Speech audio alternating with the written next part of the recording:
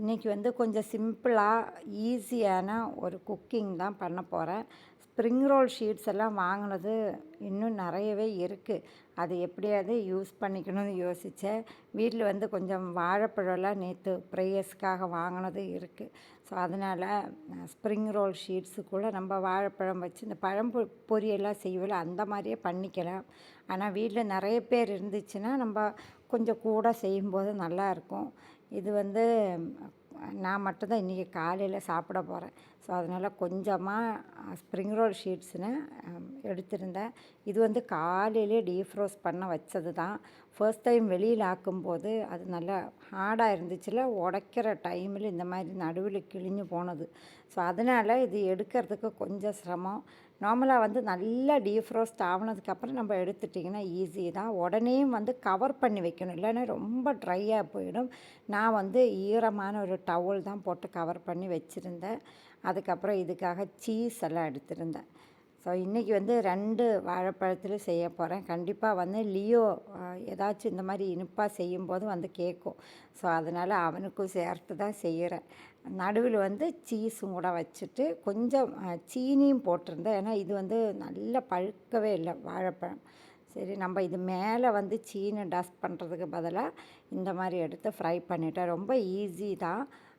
கொஞ்சம் நல்ல டேஸ்ட்டாகவும் இருக்கும். ஏன்னா சீஸ் வந்து இது உள்ளுக்கு வச்சிருக்கிறதுனால வாழைப்பழத்தோட அந்த ஸ்வீட்னஸும் இருக்கும். அந்த சீஸோட உப்பு டேஸ்ட்டெல்லாம் இருக்கும்ல, அதனால் ஸோ நல்ல சூடோடு சாப்பிட்றதுக்கு தான் ரொம்ப நல்லாயிருக்கும். ஆக்சுவலி நான் வந்து ஒரு ஸ்ப்ரிங் ரோல் மட்டும்தான் ஃபுல்லாகவே சாப்பிட்டது. அதுக்கப்புறம் லியோக்கு ஒன்று எடுத்து கொடுத்தேன். அவன் வந்து கண்டிப்பாக கேட்குது, நான் முதல்ல சொன்னால பக்கத்துலேயே வந்து தந்துட்டாங்க. பேலன்ஸ் வந்து கொஞ்சம் லேட்டாக சாப்பிட்டப்பழത്തേக்கு அது ரொம்ப சாகியாக போயிடுச்சு. ஸோ அதனால் நீங்கள் இந்த மாதிரி ட்ரை பண்ணணும் அப்படின்னா நல்ல சூடோடே உடனே செஞ்சு சாப்பிடுங்க. இன்றைக்கி வந்து ஒரு ஹாஃப் சிக்கனில் சிம்பிளான ஒரு குருமா தான் வைக்க போகிறேன். அதுக்கு வந்து எல்லாமே கட் பண்ணி வச்சுட்டேன். இதில் வந்து இஞ்சி, பூண்டு, வெங்காயம், பச்சை மிளகு, ஒரு தக்காளி எல்லாமே சேர்த்து மிக்சியில் நல்லா பேஸ்ட் மாதிரி அரைக்கணும். இன்னும் வந்து 2 பெரிய வெங்காயம், ஒரு தக்காளி எல்லாமே ஸ்லைஸ் பண்ணி வச்சுட்டு நம்ம வந்து வதக்கி சேர்க்க போகிறோம். உருளைக்கிழங்கும் கட் பண்ணி வச்சுருந்தேன். வழக்கம் போல் நம்ம பட்டை, கிராம்பு, ஏலக்காய் எல்லாமே போட்டு தாளிச்சிட்டு இந்த வெங்காயம் எல்லாம் கொஞ்சம் வதங்கினா போதும். அதுன்ற கூடயே வந்து நம்ம அரைச்சி வச்சுருக்குல்ல பச்சை மிளகு, இஞ்சி, பூண்டு, வெங்காயம் எல்லாமே சேர்த்து இது கொஞ்சம் வெந்து வரணும். அந்த பச்சை வாசனை எல்லாம் போயிட்டு தான் நம்ம மசாலாவும் சேர்க்கணும். நான் வந்து பெரிய பேக்கெட்டு சில்லி பவுடர் வாங்கிக்கும்போது இந்த குருமா கறி பவுடர் இருக்குல்ல, இது வந்து ஒரு ஸ்மால் பேக்கெட் வந்து ஃப்ரீயாக கிடச்சது தான். ஸோ அது ஃபுல்லாகவே ஆட் பண்ணிவிட்டு கொஞ்சம் மஞ்சத்தூள், எக்ஸ்ட்ரா கொஞ்சமாக மல்லித்தூளும் கூட சேர்த்துருந்தேன். இது வந்து ரொம்ப கம்மியான அளவில் தான் இருந்தது அந்த பவுடர்.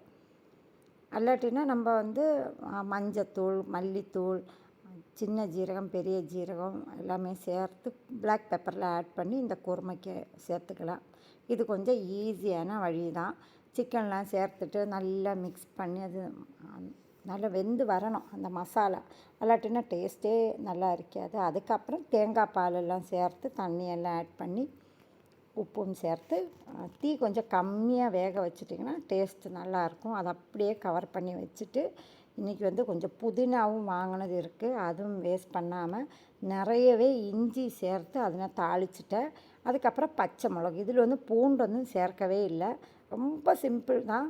இஞ்சி, பச்சை மிளகுன்ற டேஸ்ட்டே ரொம்பவே நல்லாயிருக்கும். ஆனால் புதினா வந்து ஃபுல்லாகவே நம்ம இந்த சட்டியிலே வதக்கி எடுத்துடணும். அது வெந்து வந்ததுக்கப்புறம் அடுப்பு ஆஃப் பண்ணிவிட்டு நான் ஒரு பிடி அளவுக்கு தேங்காயும் சேர்த்துருந்தேன். நமக்கு வந்து வேணும்னா நிறையவே தேங்காய் கூட ஆட் பண்ணிக்கலாம். நான் வந்து நாங்கள் 3 பேர் தான் சாப்பிட போகிறோம். அதனால் கொஞ்சமாக தான் ஆட் பண்ணி உப்பெல்லாம் சேர்த்து புளியிற பேஸ்ட்டு ஆட் பண்ணி இதிலே வந்து வதக்கிக்கணும். இல்லாட்டினா புளி தண்ணி இருக்குல்ல, அதை சேர்த்து நம்ம அரைச்சி எடுத்துக்கணும். புளியிற பேஸ்ட்டு இப்போ ஈஸியாக வாங்கியே கிடைக்கும்ல. துவையல், சட்னி இதெல்லாம் அரைக்கும்போது நம்ம எண்ணெயிலே கொஞ்சம் அந்த புளியை வதக்கும்போது டேஸ்ட்டும் கொஞ்சம் நல்லாயிருக்கும். ஸோ அது ஆறுனதுக்கப்புறம் தான் நம்ம அரைச்சி எடுக்க போகிறோம். அதுக்குள்ளே கிச்சன் எல்லாம் க்ளீன் பண்ணியாச்சு. இன்றைக்கெல்லாம் சமையல் பார்த்திங்கன்னா ரொம்ப ஈஸி தான். எல்லாமே குயிக்கான சமையல் தான் பண்ணியிருந்தேன். பக்கத்து அடுப்பில் வச்சுருந்தா குருமா கறியும் இந்த டைமில் ரெடியாக இருந்தது. நான் எக்ஸ்ட்ரா கொஞ்சம் தண்ணி எல்லாம் சேர்த்துட்டு இடையில வந்து நல்லா மிக்ஸ் பண்ணி கொடுத்துட்டே இருந்தேன். இல்லாட்டினா கண்டிப்பாக அடியில் பிடிச்சிரும். ஸோ கறியும் நல்லா சூப்பராக திக்காக வந்தது. இன்றைக்கி வந்து ஒரு சிக்கனும் ரெடி பண்ண போகிறேன். அதுவும் வந்து 2 நாளைக்கு முன்னே த்ரெட் சிக்கனுக்காக மேரினேட் பண்ணி வச்சது தான். ஸோ அதோட பேலன்ஸ்னால் கொஞ்சம் சின்னதாக கட் பண்ணிவிட்டு நம்ம ப்ரெட் க்ரம்ஸில் கோட் பண்ணி எடுத்துட்டிங்கன்னா இது வந்து பாப்கார்ன் சிக்கன் ஆகிடும். ஆக்சுவலி எல்லா சிக்கன் இந்த மாதிரி ஃப்ரை பண்ணுற ரெசிபீஸும் மேரினேஷன் நம்மளுக்கு பிடிச்ச மாதிரி பண்ணிக்கலாம். அதே மாதிரி தான் பாப்கார்ன் சிக்கனுக்கு இந்த பக்கோடா மாதிரி மாவு மிக்ஸ் பண்ணிக்கலாம், இல்லை ப்ரெட் க்ரம்ஸிலும் கோட் பண்ணி செய்யலாம். நான் வந்து அந்த ப்ரெட் க்ரம்ஸில் கோட் பண்ணிவிட்டு அதுக்கப்புறம் தான் கட் பண்ணி இந்த மாதிரி ஃப்ரை பண்ணினது. இது வந்து நல்ல மேரினேட்டாக இருக்கிறதுனால 2லேருந்து 3 மினிட்டு போதும், நல்லா வெந்து வந்துடும். ரொம்ப நேரம் நம்ம அந்த கலர்லாம் சேஞ்ச் ஆகி எடுக்கணும்னு நினச்சிட்டிங்கன்னா உள்ளுக்கு வந்து சிக்கன் ட்ரையாக போயிடும். அதனால் கொஞ்சம் ஜூஸியாக வரணுன்னா நம்ம வந்து போட்ட உடனே அப்படியே சுற்றி சுற்றி விட்டுட்டு எடுத்துடணும். சப்பாத்தியில் மாவு இல்லாததுனால இன்றைக்கி வந்து ரைஸ் தான் குக் பண்ணியிருந்தேன். இல்லாட்டினா இந்த குருமா கறி வந்து சப்பாத்திக்கு ரொம்பவே நல்லாயிருக்கும். இந்த புதினா சட்னியும் தான். ஸோ ரைஸ் கூட எல்லோரும் சாப்பிட்டாச்சு.